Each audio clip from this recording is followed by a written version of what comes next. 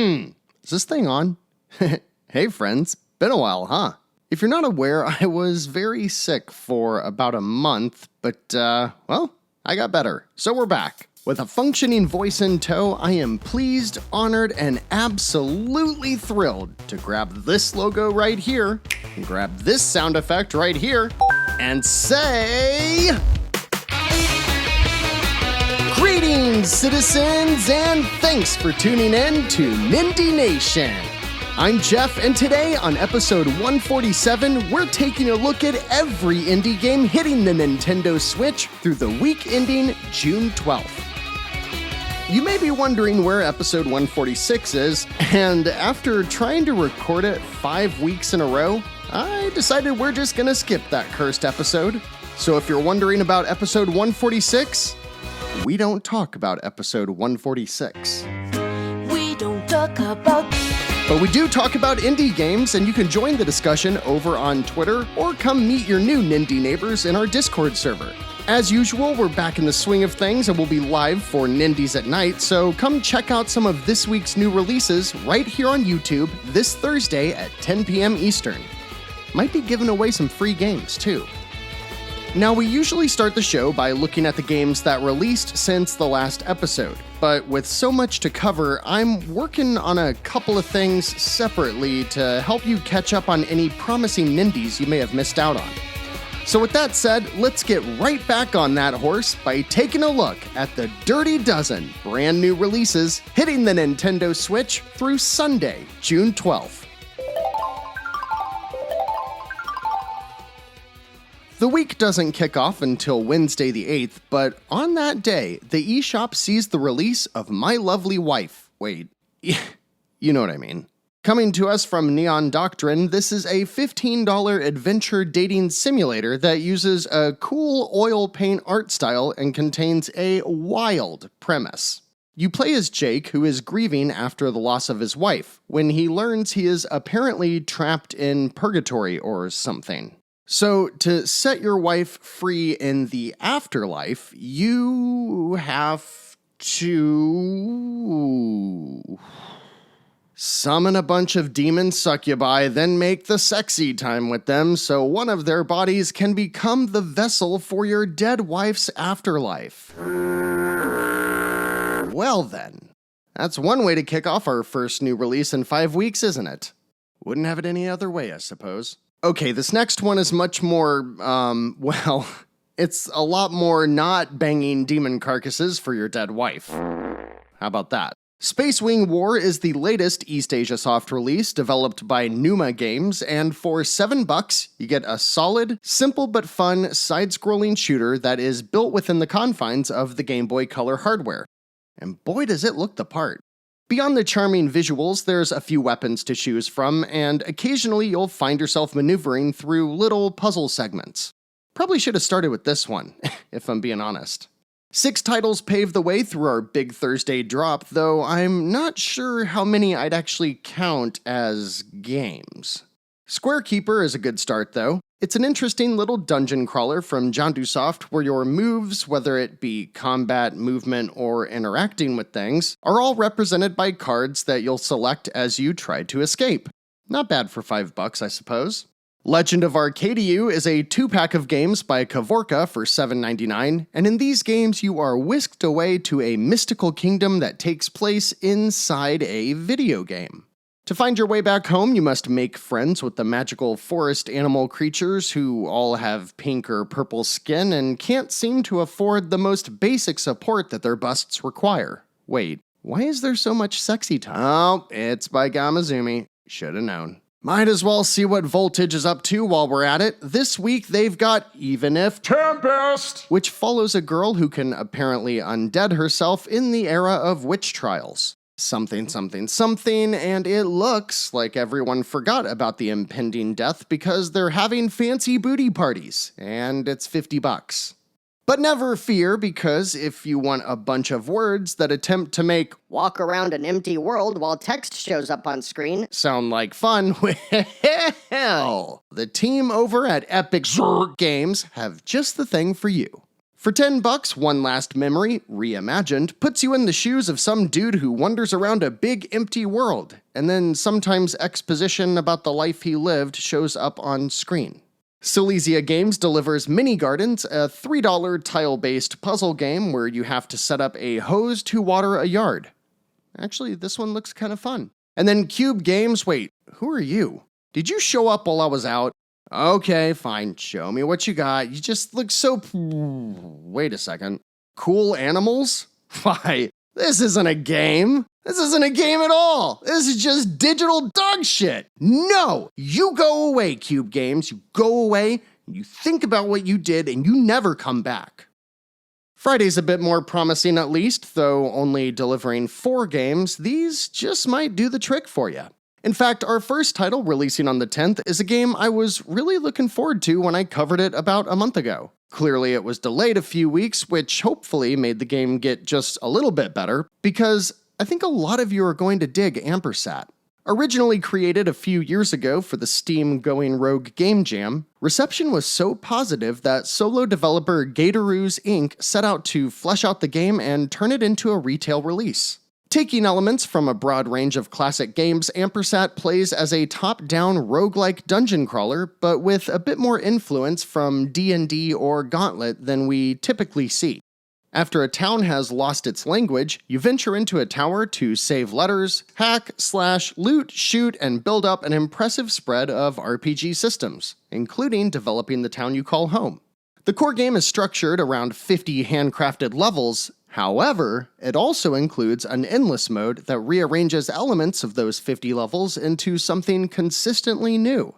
That's right. As such, it brings me great pleasure to share that Ampersat comes complete with procedurally generated levels, roguelike mechanics, and RPG elements! And coming in at only $10, Ampersat is Nindie Nation's pick of the week.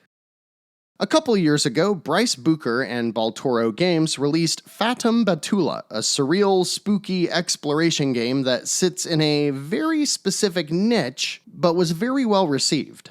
Now, the 21-year-old developer is back with his follow-up called Mysteries Under Lake Ophelia, and it is... well, it's a fishing game built to look like it released on the PlayStation 1. While the description states you just go fishing in a mysterious lake and visit with the residents of a nearby town, I'll have a sneaking suspicion that this game is a lot more than it lets on and is probably pretty spooky.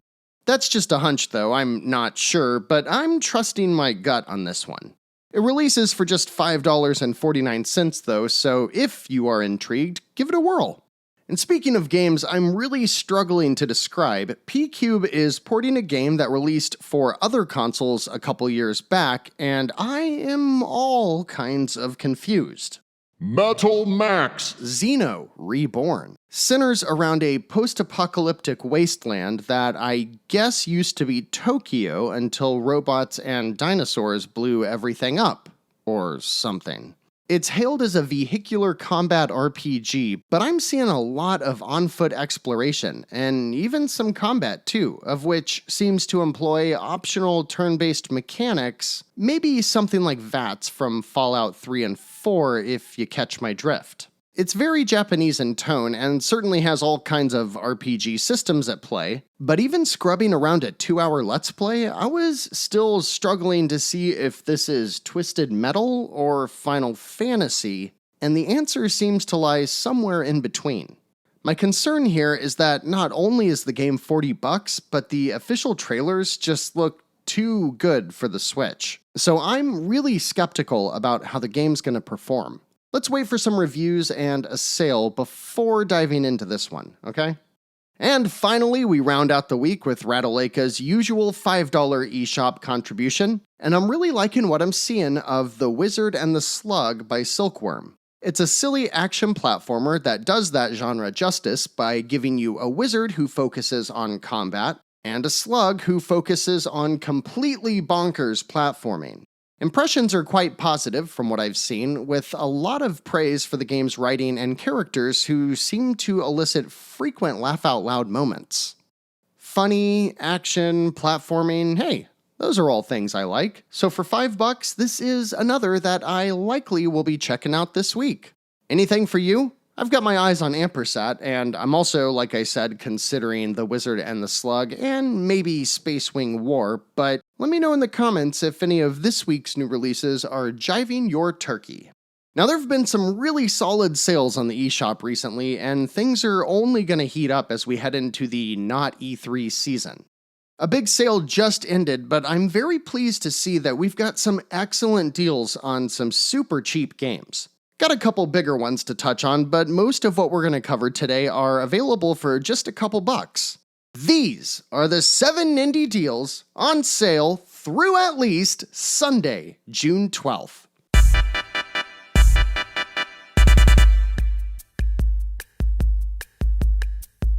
Hey, you want to feel old with me? This week, Shantae, the half-naked, half-genie hero, turned 20 years old. And to celebrate, WayForward has the entire series on sale.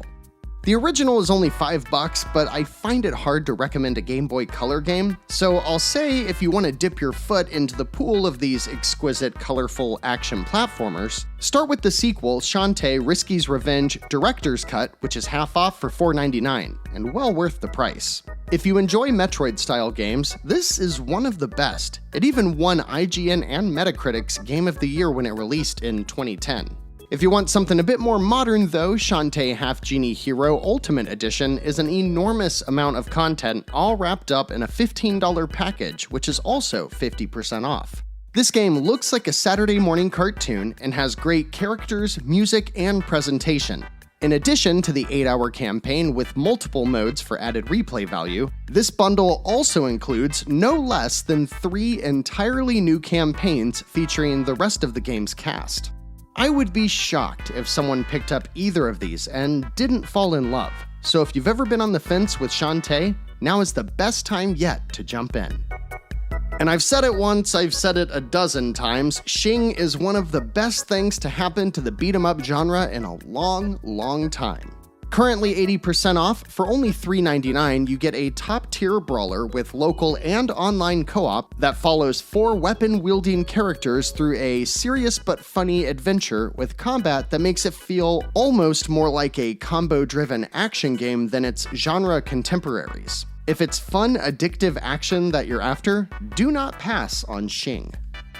The rest of the games on today's list feature one thing in common. They're all currently right around $2. So if you're strapped for cash or have some gold coins to spare, these games will all give you ample bang for your buck.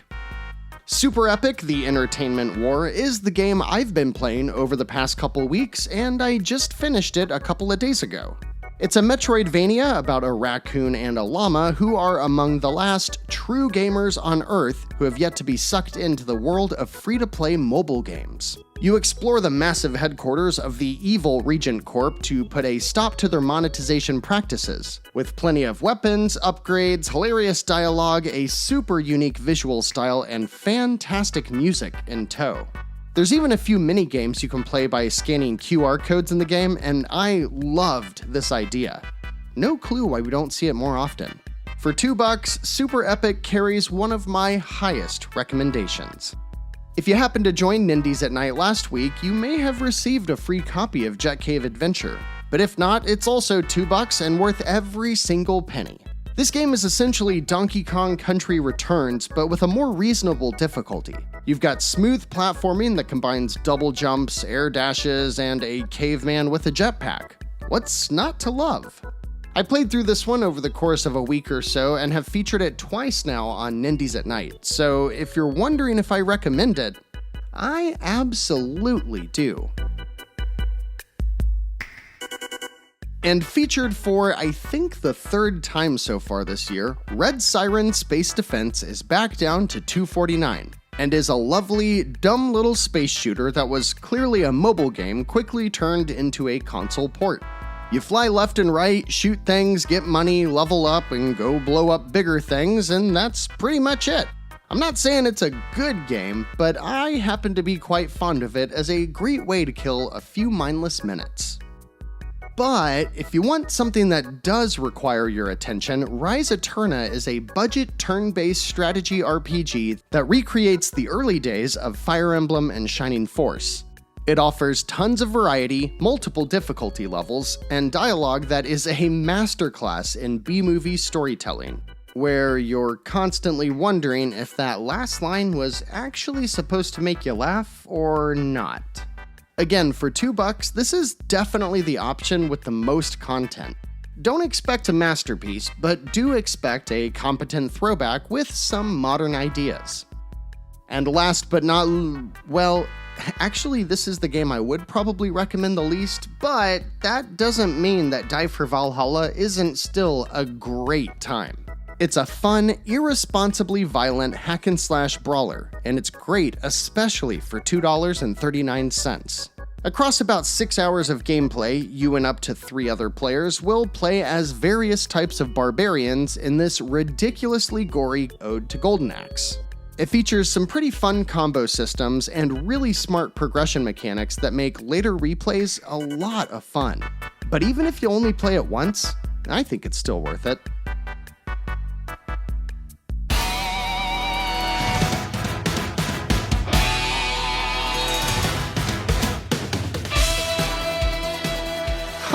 Besides Shantae, you could buy every game on today's list for just $15 and be set for quite a while.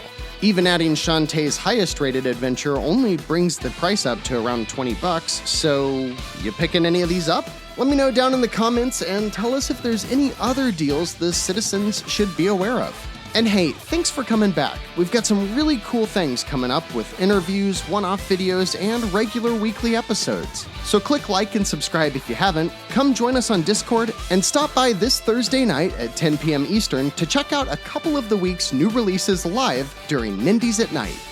That's all for this week, citizens, so until next time, I'm Jeff. This has been Nindie Nation episode 147, and remember, no matter what type of game you're looking for, Nindie Nation will be right here to help you find just the thing to keep your Joy-Cons synced.